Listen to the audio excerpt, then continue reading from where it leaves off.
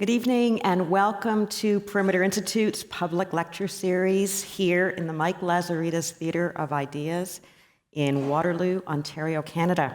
My name is Heather Clark, Executive Director of Advancement here at Perimeter, and it is my sincere pleasure to welcome everyone here this evening, not only those of you who are here in the theatre, but those of you tuning in online. You have joined us at a very special time at Perimeter because just last week, we introduced Perimeter Institute's new director. It's exciting for all of us because the new director is also one of Perimeter's first faculty members, Dr. Robert Myers.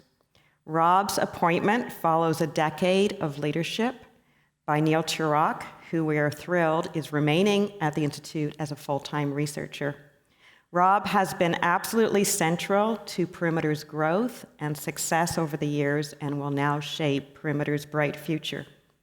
So we thought we'd like to show you a short clip from last Thursday's very special announcement. Our new director understands the incredible opportunities that await and how to capitalize on them. Understands that truly groundbreaking research happens through the collaboration of brilliant minds from across disciplines, across cultures, and across traditional boundaries. And our next director understands Perimeter, understands it perhaps better than anyone. Perimeter's new director, holder of the BMO Financial Group Isaac Newton Chair, is Dr. Rob Myers.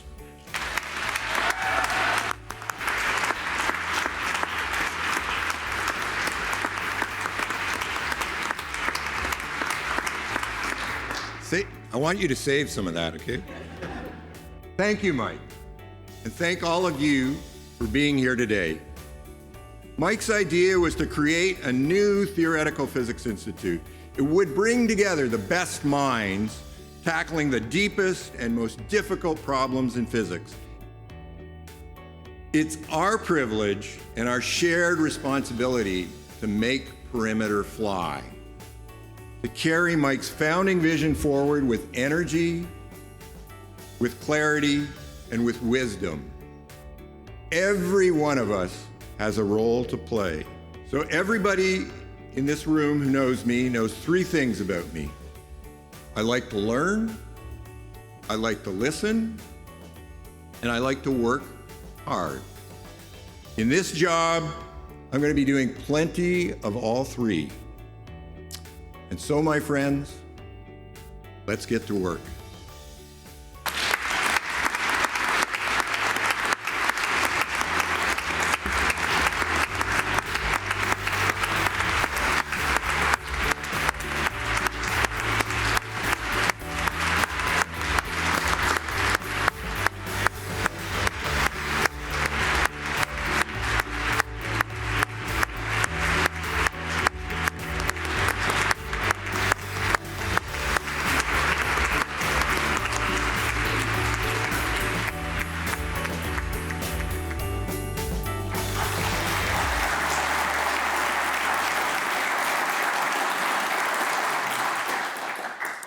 So, we are very fortunate to have Rob with us tonight, and I would like to invite him to share a few words. Please join me in welcoming Perimeter's new director and the BMO Financial Group Isaac Newton Chair in Theoretical Physics, Dr. Rob Myers.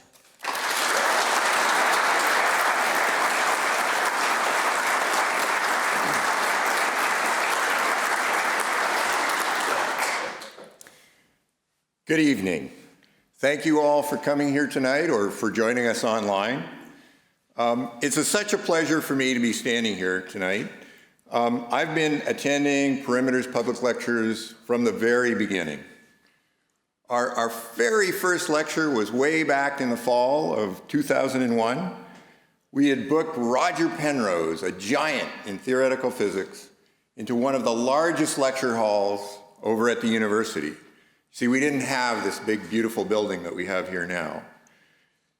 There was only one question for that evening. Would anybody show up? Well, the evening of the lecture came, and it started to rain, of course. On his way to the lecture, Perimeter's founder Mike Lazaridis found himself caught in a traffic jam right in front of the university. He figured, that's it. With this traffic jam on top of everything else, nobody's going to show up. But it turned out that traffic jam was people coming to see Roger Penrose. The event was completely sold out. So now, here we are, 18 years later, and more than 150 public lectures. Every one of those lectures has been sold out, no matter where we've held them. We sold out the University Theatre, we sold out our local high school. I can remember sitting in a room overlooking the municipal pool for a public lecture, and that was sold out too. But in 2014, we brought the lectures home here to Perimeter, and that allowed us to webcast them as well. Online, these lectures have been viewed by millions. I've always thought that this lecture series was one of Perimeter's first great success stories, and it remains one of our most important. That's because the future of science doesn't belong to scientists alone. Thank goodness. It belongs to all of us. Like you heard in the brief video, there's a role for every one of us to play, and that includes you. Your excitement about science, your passion for ideas, that's what energizes us as researchers and as a society. We are so glad and so very grateful that you're here tonight. Welcome.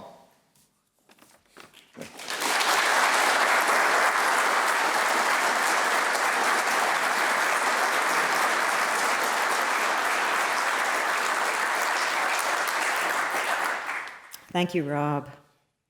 I'd like to take this opportunity to acknowledge BMO as a supporting partner for tonight's lecture. BMO for Women is supporting this year our women lecturers. Thank you very much, BMO, for your support.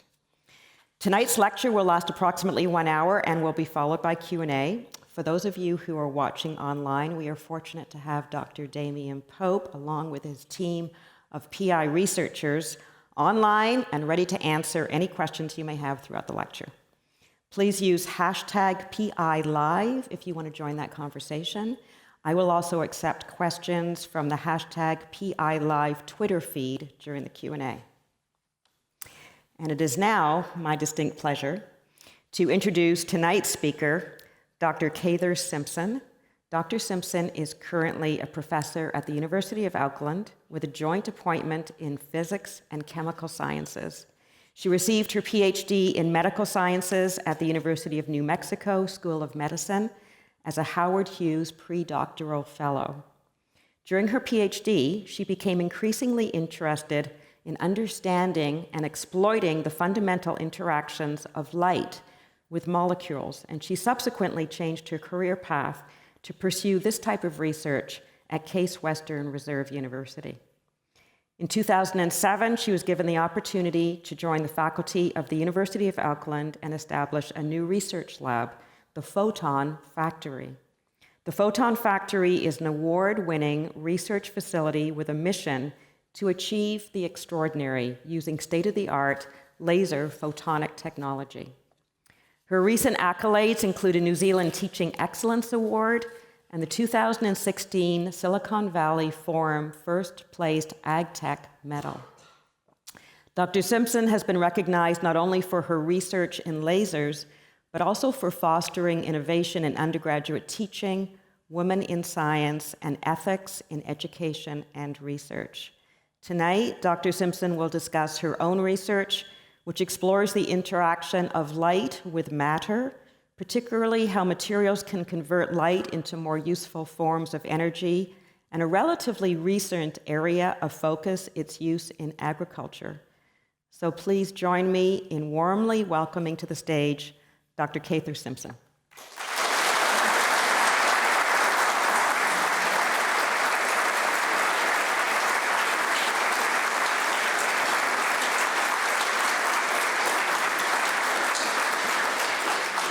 Thank you very much.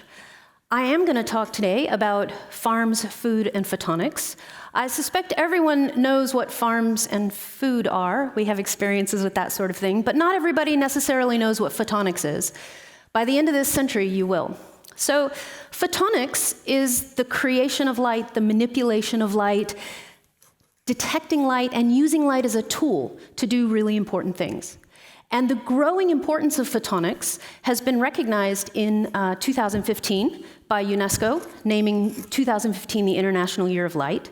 New Zealand was really important in getting this International Year of Light going.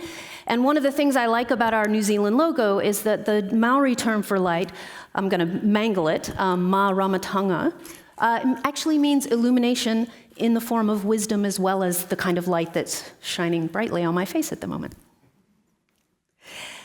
We now have an International Day of Light, so May 16th, every year you can celebrate light and all the things it does for you. Now, I like to think of light and photonics in this way. This slide is so last century, right? The 20th century was the year of electronics, and if we think about electronics as the ability to tap into the power of electrons to do useful stuff, then that works, right? That's what we've got. The 21st century is going to be the century of photonics. Now, how many of you guys have a smartphone? Come on, everybody has a smartphone.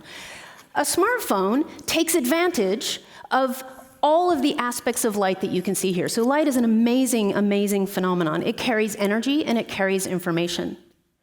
The single most important invention, I think, that allowed people to really take advantage of and use light was the invention of the laser. I may be a little bit biased. I think of this as being as important as the invention of the wheel. So the invention of the laser, which happened in 1960, really allowed us to start for the first time to control light. And this is your smartphone. So this is a photonic device. Over 100 components or steps in making a smartphone or making it work use light. Whether you're talking about welding in the battery, to cutting the case itself, or to the display. Okay, so every one of you is carrying a photonic device. You might not think of it that way, but it is. And lasers are everywhere. Light is everywhere. From gingivitis, which we now think is associated with Alzheimer's, you can now talk about light poverty and curing the world of light poverty, a way to raise up communities in rural places. You can remove tattoos or go to rock shows. And this slide illustrates both kitchen optics. So this is exactly the same phenomenon in jelly that powers our internet. And ambitious uses for light, like how do we use light to create fusion so that we can create more energy for the world? They do that kind of thing in America. Lots of big lasers all pointing at the same spot.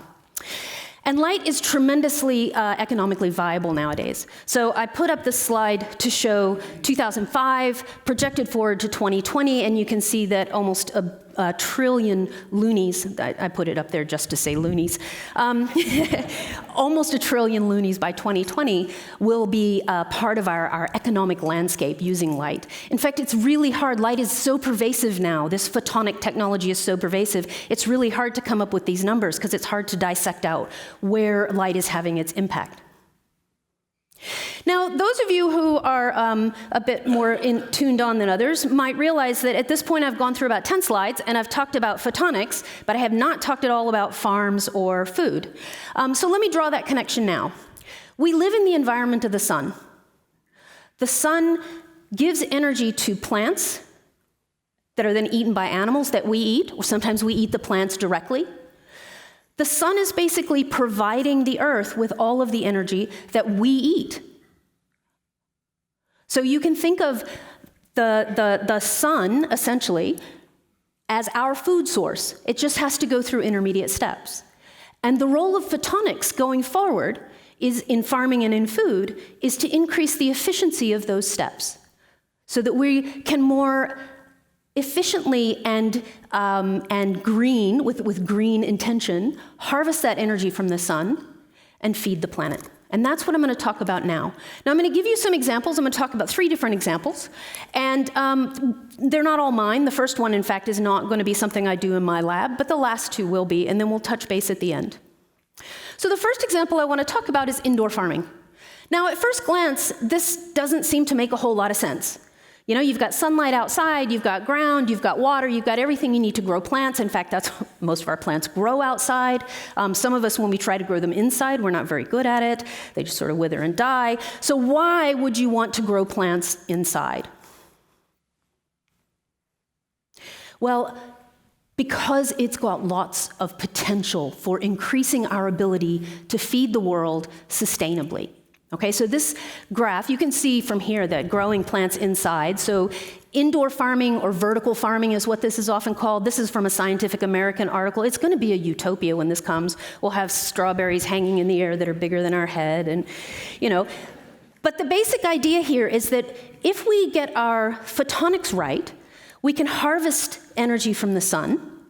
We can convert it so that we can use it for things like climate control, water control, all of those sorts of things.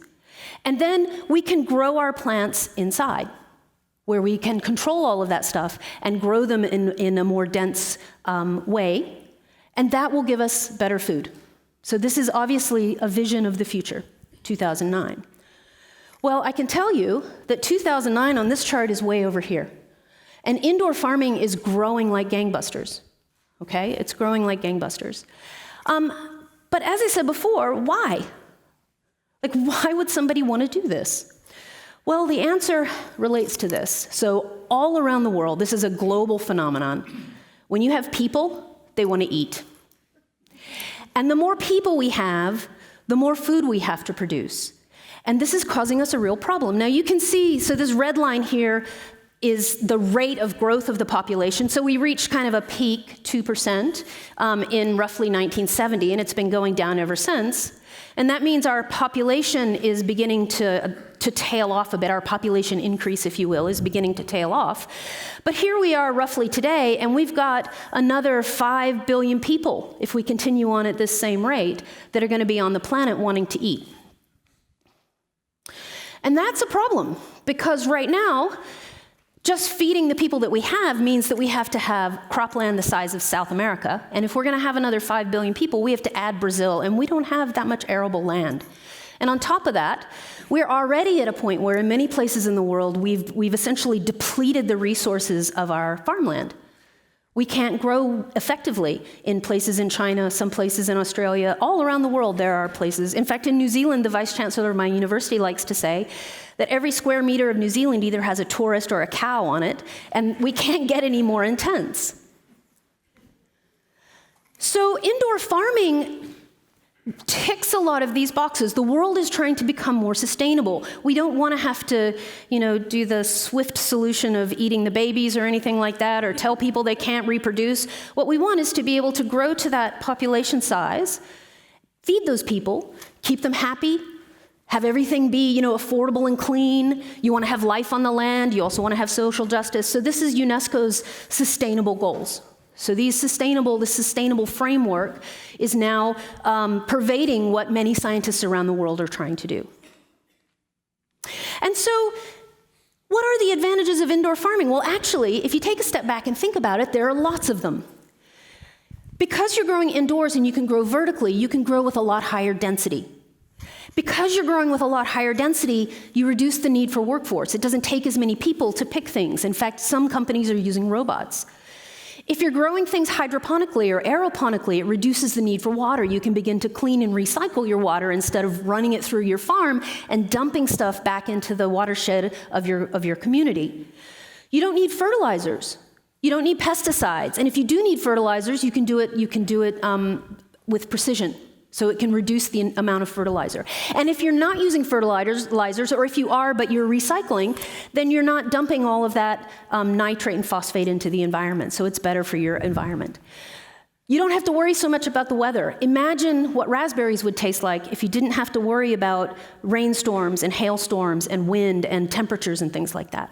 And so on, right? So there's all sorts of reasons. And so I guess the question that I might ask is, well, why don't we have more indoor farming? And until recently, the answer to that question was money. So indoor farming requires that you enclose everything, you dump energy, and it's quite energy intensive, and when energy is expensive, then the farm products are expensive.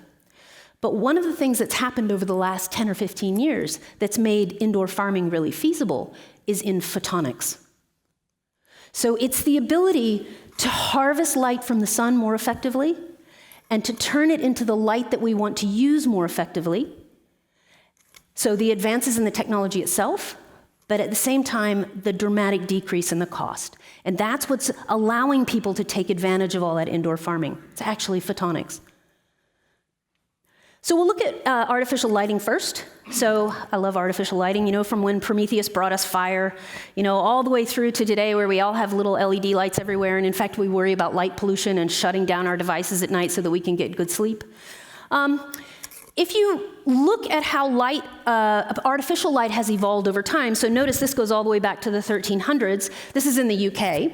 Light used to be really expensive, and that's because, you had to get somebody outside to chop wood and build a fire and so on. Eventually, we came up with candles. A bit strange to think about the invention of the candle, but it was transformative. 1800s, we're talking about gas and oil lamps. Late 1800s, we're talking about incandescent bulbs. Into the 1900s, the electricity system. We get very rapid advances since then, culminating in today, we've got the LED. And look at how the cost of lighting has dropped. And this is just 2006. It's continuing to go down. And that means that you can do this sort of thing. You can actually have a warehouse where you fill it with plants and you artificially light it. It's cost effective to do that. You can do more than that. It turns out different kinds of plants respond in better ways to different types of light. So this is just one example of a farm where they're using different colored LEDs to raise different types of lettuce to try to figure out what's the best. And if you go online, I'm not affiliated with any of these companies, if you go online, what you'll find is that there are a tremendous number of indoor farming, vertical farming companies springing up all over the place. All over the place. The one in the upper right-hand corner, right-hand corner to you guys, is Canadian. And so that's all driven by light. But why aren't we picking it up faster? And the answer to that is that we're still not harvesting the energy in the same way. Okay? We're still not quite as good as we need to be in solar energy harvesting. So anyone who is interested in how we harvest energy to power the planet might want to have a look at this paper by Nate Lewis and Dan Nocera, written in 2006, still very important. They did an estimate of how much energy the world uses and how much it's projected to use going forward, and came up with something called the 15 terawatt challenge. So right around today, which is sitting in between here and here, it turns out that we, as a world, consume about 15 terawatts of energy. So that's the rate of our energy consumption. If you look at how much energy the sun dumps on the planet, in 1 hour, the sun will dump enough energy on the planet to power us for basically a year. But we're not able to harness all of that, and when we do, it's still not as cost-effective as it could be, okay? We need to be able to do that better. Now, the two things that are allowing us to do that better, of course, are research and then translating that research to industry. So this is a very busy graph, but I love this graph because NREL puts this out every year. If you look, so here's Toronto, University of Toronto. Each one of these lines is a particular solar energy harvesting technology, and they're tracking how effective it's been in terms of percent yield over time. Okay, so the blue ones are the ones that you can commercially buy pretty readily today. So those are silicon solar panels. And you can see that they've gone from sort of 12% efficiency up into the 25% efficiencies. And at the same time, the cost of those have dropped. But look what we've got up here. We've got all sorts of new types of technology coming online. And these are up in the almost 50% efficiency. So that's really great. And if we look at what's happened over the last 10 years with solar energy, what we see is that in 1975, it was very expensive, so that's the orange curve, and not very many people had it. That lasted for a really long time. Okay, so this is the price, $101.05 per watt, okay? And all the way out until about 2008 or so, we still didn't have very much uptake of solar energy, even though the price had dropped dramatically. Well, right around here, the price gets to the point where the early adopters kick in, it's more efficient, it lasts longer, it's more mature, and suddenly now we're in this phase where so many people are getting solar panels. How many people have solar panels on their house? Anybody here? We're getting some on our house now, even though I live in a country that's called the land of the long white cloud. People used to say there's no way you could do this in New Zealand. And it's so interesting now and important that people are studying why that price of solar cells has gone down. So this is from an MIT group that's looking at why it's so much cheaper to buy solar energy now. And they've broken it down into what they call low-level and high-level factors. So the low-level factors are things like the cost of silicon, the size of the plant. And so you can see that actually the size of the plant is one of the most important determinants of dropping that price. Okay? In the high level, this is what your government does. This is when they subsidize your purchase of solar energy, or when you get R&D going into the slide that I showed you before. All of that work is R&D funding, and those sorts of things also affect the drop in price. And so that leads to things like this. This is really exciting. This is what the future looks like. So this is in the Australian desert. And Sundrop Farms, again, I'm not affiliated with them, I just think they're pretty darn awesome. They grow 1,700 metric tons of vegetables every year by harnessing solar energy, using it to desalinate water from the ocean, and to do climate control of their plant. Now, this is a greenhouse, so they're not using LEDs yet, okay? But they're using that seawater and sun to generate heat, cooling, and then make all sorts of vegetables for us, and fruit, yummy strawberries. They're on the right track. And so the future, when my kids grow up and they want to do, put a garden in the backyard, they're not going to go get seeds and a spade and a, hose with holes in it to water. They're going to go to the, Mitre 10, the DIY store, whatever it's called, and they're going to buy a module. And that module is going to allow them to grow plants indoors. They're going to grow inside a box. They might use a greenhouse, but more likely they'll use LEDs. So they'll harvest the sunlight, turn it into electricity, control the environment, control the lighting, control everything, and grow their own vegetables, just like that. And so that's where this is going, this technology. Okay, so now I'm going to change gears. I've talked to you about photonics and farms a little bit, how all the achievements in lighting and solar energy have given us the ability to grow things indoors. And now I'm going to talk to you a little bit about things that we do in our lab, okay, in the Photon Factory. So when I moved to New Zealand in 2007, they didn't have a very short pulse laser facility. Nobody was really using femtosecond laser pulses for anything. So to calibrate you, femtoseconds are the same time scale on which the atoms are moving around in your body. So your water is doing a water dance right now like this. And all that motion is happening on kind of the femtosecond time scale. And what we were doing in the US, and then again when I moved to New Zealand, was basically using our lasers to kick those molecules so they dance a little bit faster, and then trying to figure out what they did with that energy. Now, we also wanted to have a bigger impact outside the research lab. And so the lab that I set up was designed to use those exotic laser pulses, those really, really short laser pulses, to help science at other places, but also to help high-tech industry in New Zealand. This is the part of the talk that sometimes is called lasers, milk, and sperm. And we also do meat and muscle beds, but I'm not going to have time to talk about those. So in the Photon Factory, you have to do really good fundamental research before you can do any good applied research, is my own view. We do a lot of fundamental research. We do what I call targeted research, where you're trying to improve some sort of process for industry, but you're not necessarily working directly for a company to solve an immediate problem. And then we do very entrepreneurial, innovative research. And I'm going to focus more at this end of the entrepreneurial side because that's where we're doing a lot of our research on farms and food. Now, I can't come to the Perimeter Institute and not put the word quantum up. We do quantum. So this is actually a really fun project that we've been doing where we're looking at the coupling of light and matter together. So that's a really kind of strange idea, a new idea. The idea that you could take a molecule and change how it reacts by coupling it to light and creating new states. So this is some work by Rakesh Arul and a collaborator who's the synthetic chemist. Rakesh is headed off to Cambridge to get his PhD in a bit. Hopefully we'll write a paper first. And this just shows how we can do that light-matter coupling and where it puts us on the scale. I love this graph. You know, you've got Caltech down here. As time goes on, we're up here. That's us.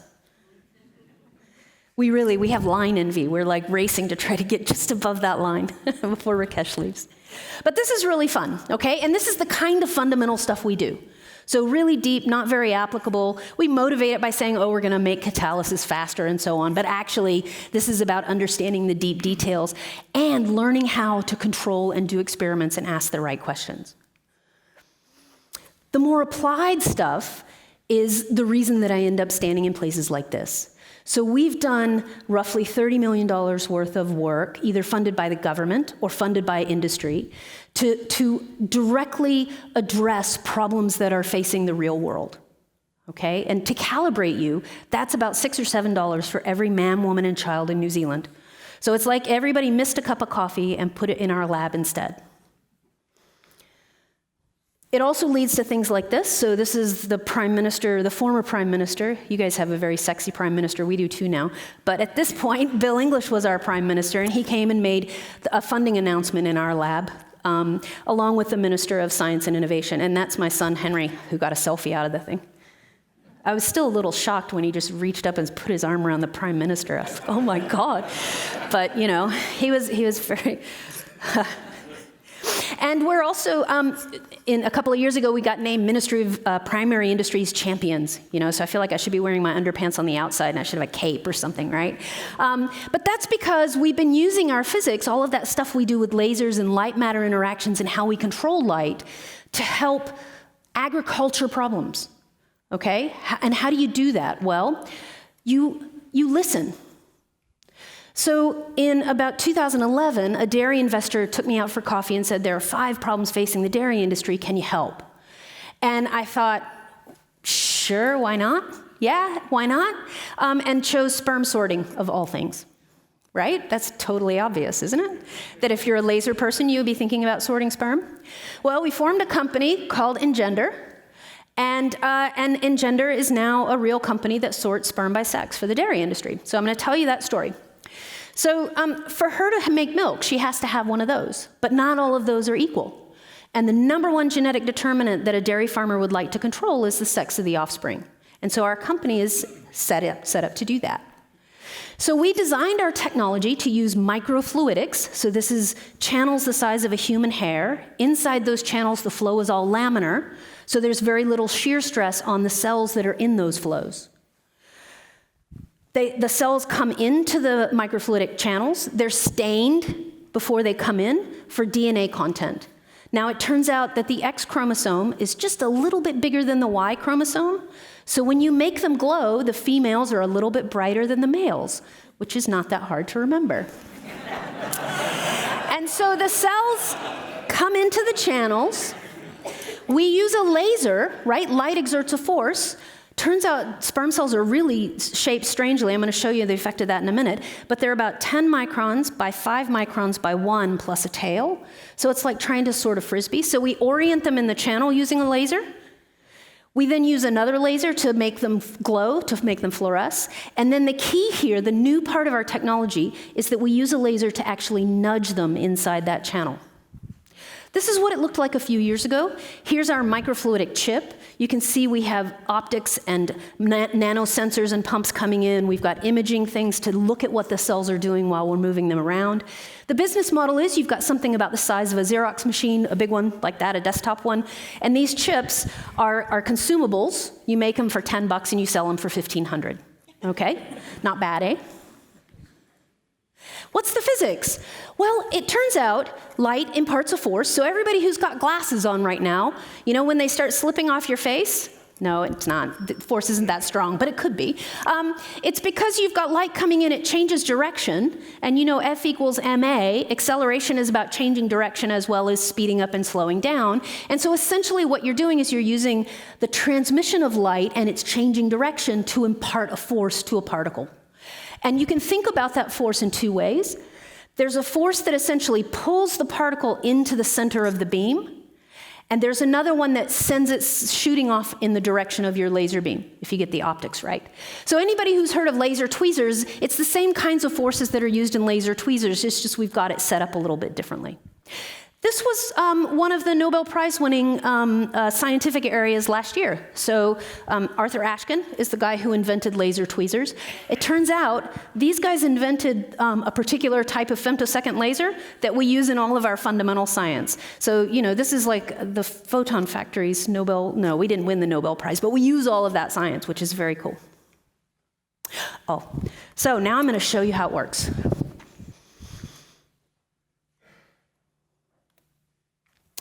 So you've got, I'm not allowed to show you sperm cells for commercial reasons, but you've got 10 micron beads that are coming in from this side. You've got a laser that you can't see here, but you can see as the beads flow down, they're getting moved up against that wall. They're being moved in the channel. Now, normally we don't make them move all the way over to here, but this makes a nice video. Because we're physicists and engineers, we actually track all of that. And I can tell you that in that particular example, we had 250 piconewtons of force moving those cells around. To calibrate you, an apple in your hand is about a Newton. So 10 to the minus 12th times that amount of force. And that's because they're microscopic. It's the same kind of force that NASA uses to move sails in space, and we're using it to move cells inside of these microfluidic chips. One of the challenges is that sperm are really complicated. So I told you they were flat, but look, this is the head of a bovine sperm. Look how flat that thing is. It actually acts like a waveguide. So it does like a fiber optic. It traps light. And so that means that if you watch a sperm that's been fluorescently stained, if you watch it swim under a microscope, it rotates like this, and it basically flashes at you every time the flat side comes by. And so that means we have to be really careful about that orientation. Whoops. So here's an example where we've got a camera on one side and a camera on the other side. So imagine if I'm a sperm cell, so that's my tail. And I'm swimming down a channel like this. I've got a camera up here, and I've got a camera back there. And when my flat side is to the camera up there, I get a nice bright spot on that camera. And when my flat side is to this camera over here, I get a bright spot over there. Okay? Most of the cells are at other orientations, and so they're down here. So how are we going to tell them apart? I told you the X is a little bit brighter than the Y. Well, this is some real data. These are dead cells, so don't worry about that. There's that bright bit of unoriented cells. But if you look over here and you squint and do a lot of wishful thinking, you can kind of begin to see two lobes. And if I highlight that, then I'll tell you that those are mostly X-bearing sperm cells right there. And so the better job we do of this, and the more we can move these cells out here, the better off we'll be in terms of our sperm sorter. So why would you do this? Well, because it's really good for the economy. So I don't know how many of you guys know this, but there are very, very few dairy cows that are inseminated by a bull these days, not directly. It's almost always done by some guy with a very long glove on, you know, and, and standing behind a cow, and you choose the genetics of the bull. And so artificial insemination is a huge business. Now, right now, only about 3% of dairy cows use sexed semen. If we can do what we say we can, in 5 years it looks like it might be half or more, which is really exciting. Now, for me, I'm a university person. It doesn't mean I don't like money, and I'd certainly stop and pick it up if I came across some, but it doesn't tend to be my primary driver. For me, this is really exciting. So it turns out it takes 8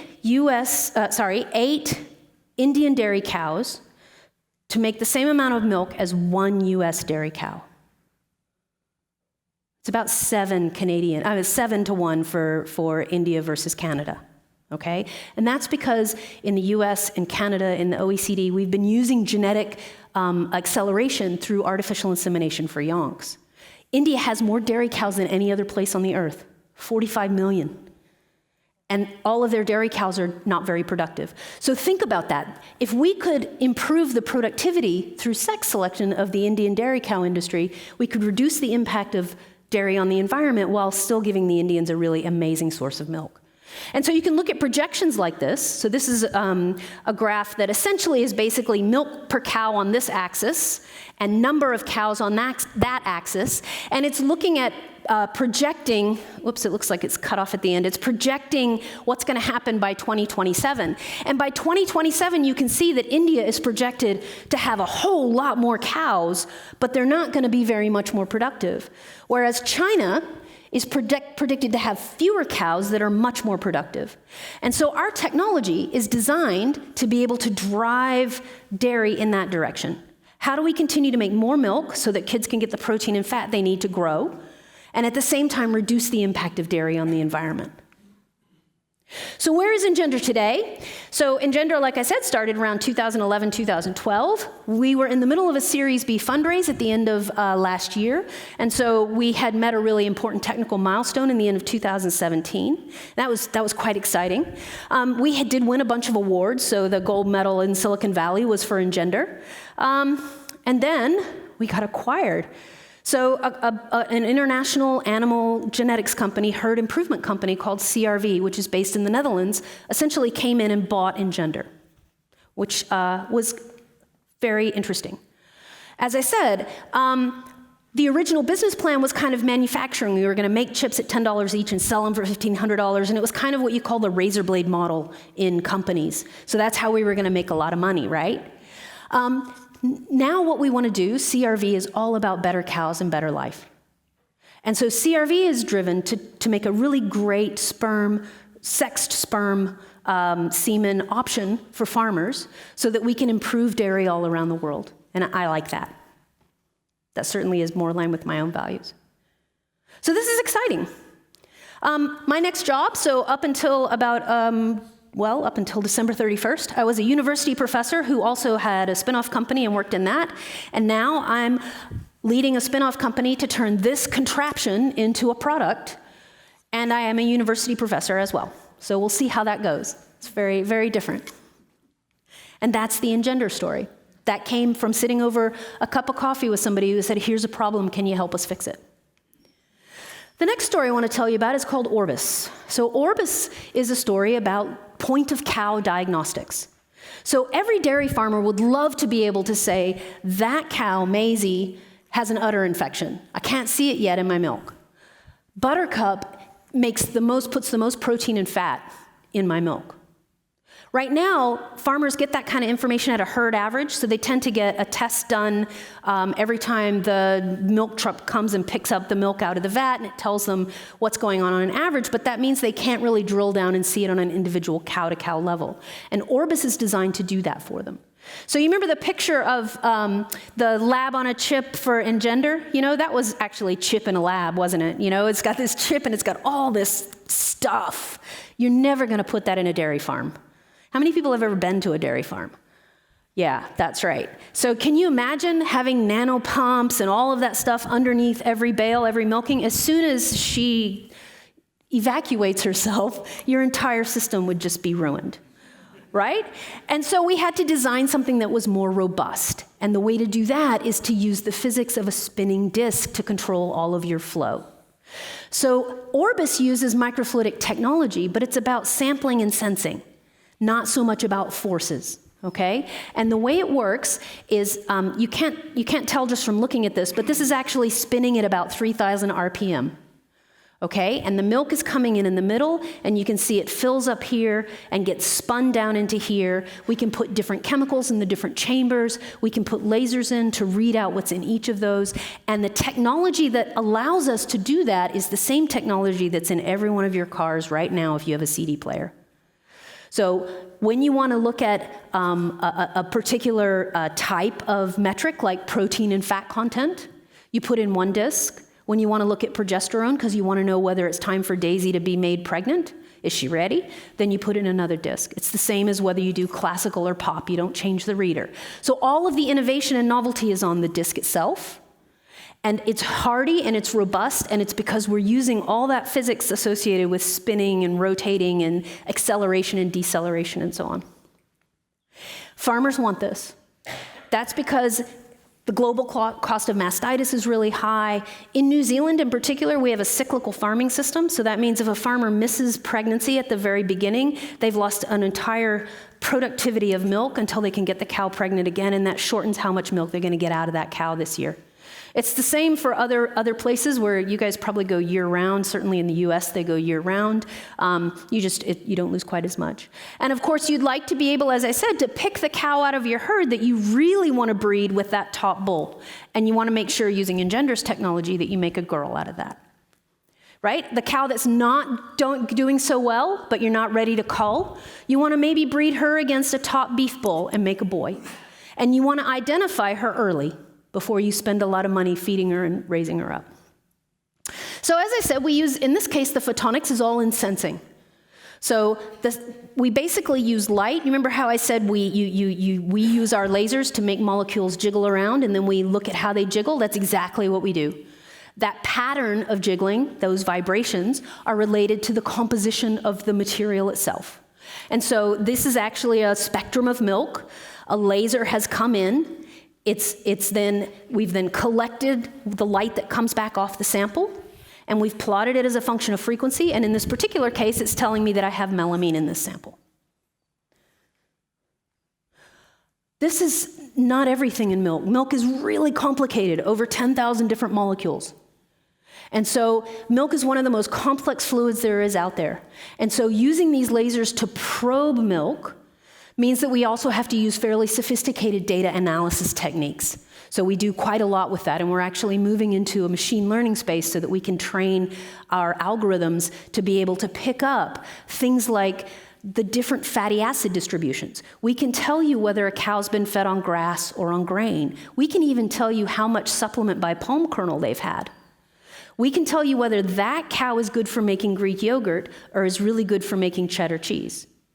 And that comes because all the details in the amino acids and the fatty acids, that's all the compositional detail that all comes out when we kick the milk with a laser and then collect the light that it gives back to us. The person who really leads this and is probably one of the world's experts on the composition of milk in my group is, her name is Michelle, Dr. Michelle Niewood. And a lot of this know-how came from working with Fonterra and Milk Test New Zealand. So Orbis also won a prize. So I don't usually put pictures of myself up in slides, but in this case, it was really fun. I still have this big old check. Getting it back to New Zealand, because this was in California, was really fun. We came in third. And the future is about putting all of those different tests on the disc. So we've got fat and protein kind of sussed out. We're about halfway through being able to do progesterone, and then we'll partner up with an engineering firm and start looking at other things. One of the biggest advances or advantages of this technology is that we'll be able to test for things that other people you don't even know that you want to test for yet. How many people have heard of A2 milk? A few? Yeah. So some people think it's a hoax, but the bottom line is that you should be able to tell the difference. 5 years ago, nobody would even imagine what A2 milk was. Okay, it's just a different variant in the composition of the milk. And that's Orbis. So what I've basically given you is a brief overview of 3 different ways that we use photonics in farm and food. The first one is thinking about how to harvest solar energy, convert it to electricity, use that electricity then to control the environment, to desalinate the water, to recycle the water, all the pumps, all the cooling, all the heating, all of that sort of stuff. That's indoor farming. That's coming, and it's coming fast. The second one was about using light as a way to generate force. So here we're using our light to move cells within a microfluidic channel as a way to sort them out. So we're using this for agriculture right now, but this has implications for things like blood dialysis.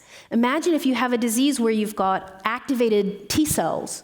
If you could hook yourself up to a machine that read which ones were activated and kicked them into a different channel and put everything back into your body, that would be amazing. And the third one is about using light as a probe, using light as a way to go in and say, what is in that sample? Can we use it to tell whether there's something in there that there shouldn't be? Yes, absolutely. Can we use it to tell all of the intimate details of what's in a very complex mixture so that we know what to do with that mixture, how to best use it, and then how to better improve our food? And so I hope what I've convinced you is that photonics, which is, physics at its best. It's all about the wave and the particle duality associated with photons. How do we create light using lasers? How do we manipulate it, move it around, change its shape, change where the energy is, change the field? How do we detect it? How do we use it as a tool? That actually it's all about, or it is able to, I should say, make the people and the planet better. Serve the goals of the sustainable development. So it remains for me to tell you a little bit about the people who do this work. So the Seaman Demons are the people that work for Engender Technologies. And these are the 4 kind of people who are on the leadership team at the moment. We have a bunch more, including business people now, and we're growing very fast, so I don't have pictures for everybody. Orbis Diagnostics actually started with the guy who sits next door to me in Auckland. He is one of the founding scientists of the home pregnancy test. And so the 2 of us came up with this idea for doing this in milk. That's our business team at the top and our R&D team at the bottom. These are some more members of the Photon Factory. I don't want to make you feel bad, but actually this picture was taken in my backyard at this time last year. So this is what it looks like in New Zealand right about now. And it only remains for me now to thank you very much for inviting me to give this lecture and for your attention.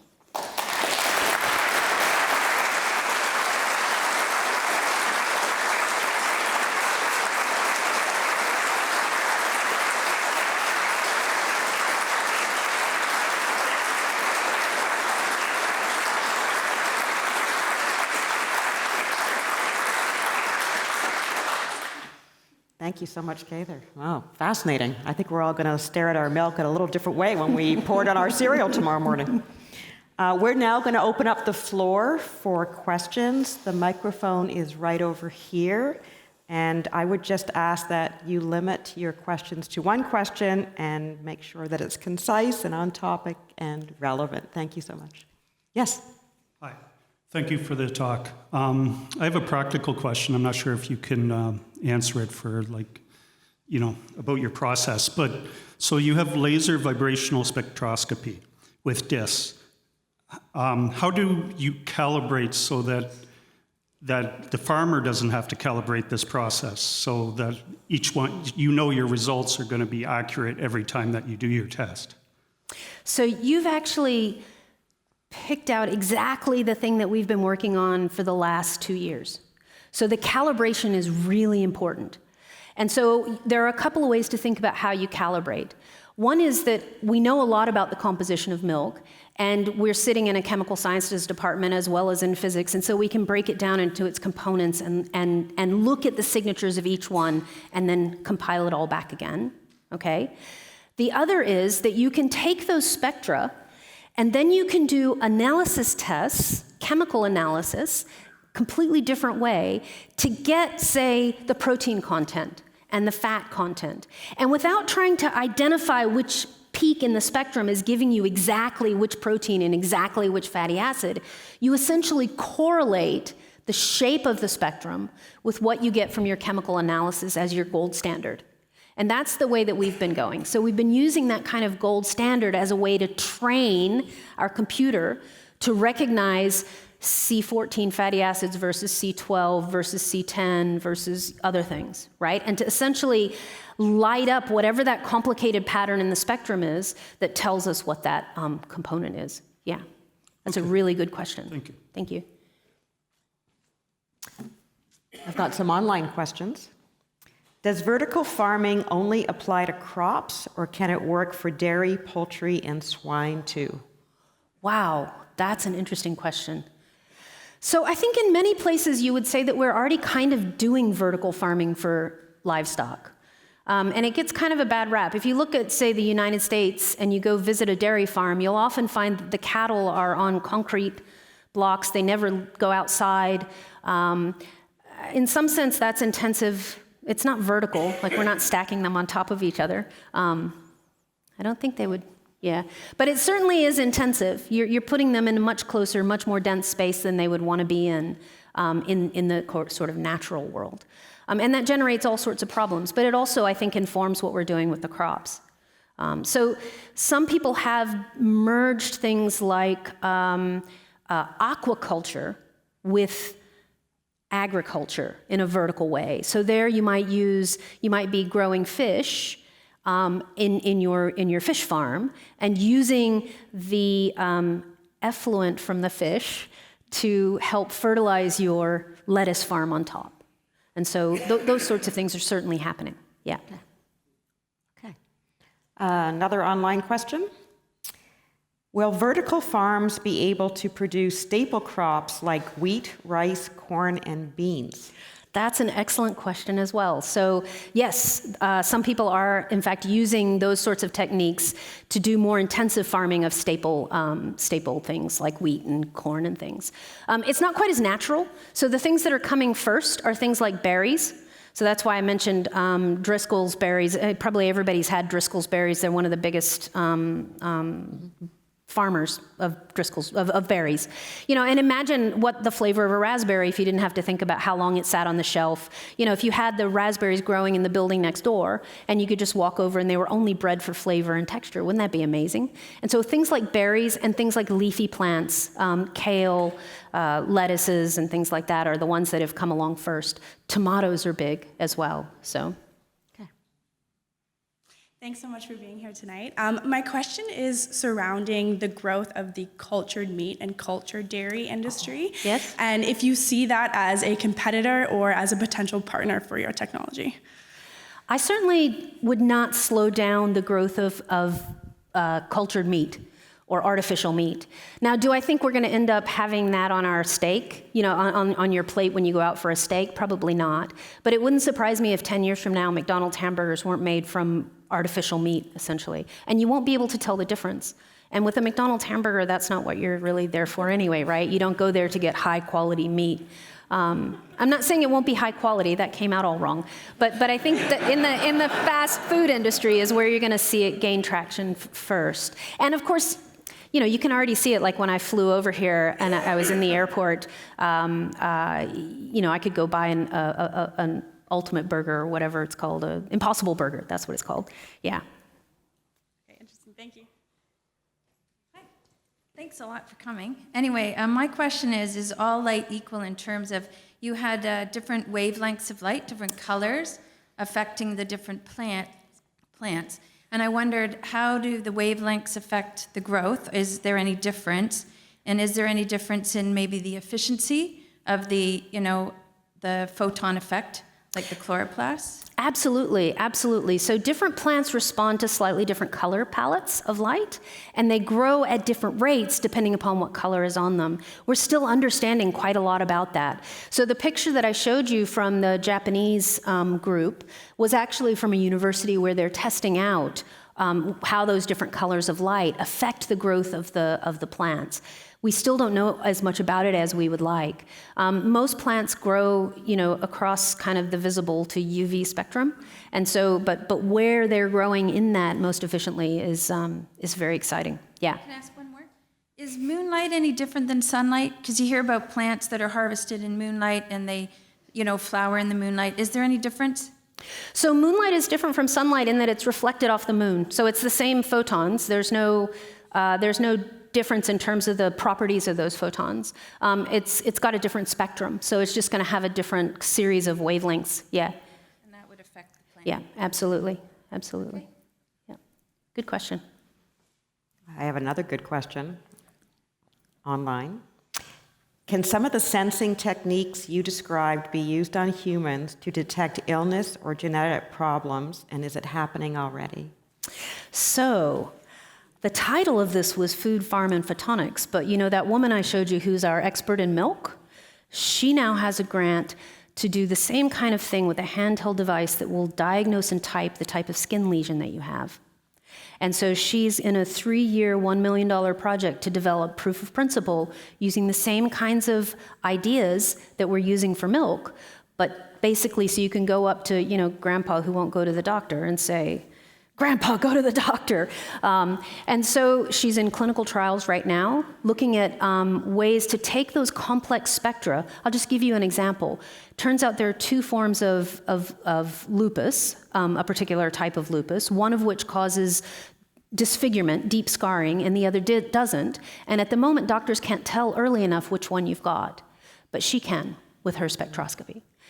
The other application that she's working on is for things like the pancreas. So if you go have pancreatic surgery, the pancreas is a really twitchy little organ, and it dies off at the edges when you cut through it. The lack of oxygen, it's very sensitive to that.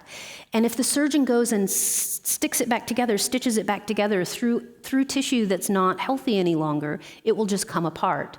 So right now, surgeons go and they do their best visually, and then they go have a cup of coffee for 40 minutes or whatever to see if they got the right margins. She'll be able, using that same technology, to go in and find the right margins so that those doctors can stitch that up. And that's just the stuff that's happening in our lab. This is happening all over in the medical fields. It's very cool. Hi, Cather, great talk. Thanks. Could the Orbis technology be used to differentiate nutraceutical properties or even flavors in milk to give consumers their own flavor that they like? Yes, so that's a really interesting question. Some people think that the dairy industry is going the way of like the wine industry and the juice industry. You know, it used to be you'd go to the supermarket and you'd walk up to the aisle and you'd buy orange juice or you'd buy apple juice. And now it's like, I want apple juice that was harvested in the midnight by, women only wearing pants. And you know what I mean? It's like there are 50,000 different types of juices. And people are imagining, some in New Zealand, that, you might wind up going to your dairy and saying, I would like to buy some milk with a fine Waterloo nose, And you'll buy regional variants of milk based on the flavor palette and the composition. That content. And so yes, that a lot of the things that we're detecting are the things that you can taste. Anyone who's had milk from a cow that was in a pasture that had garlic or onion growing knows that you can change the flavor of milk. Yeah. Okay. Well, a great talk indeed. We so look forward to hearing more about your work. Thank you so much. Thank you.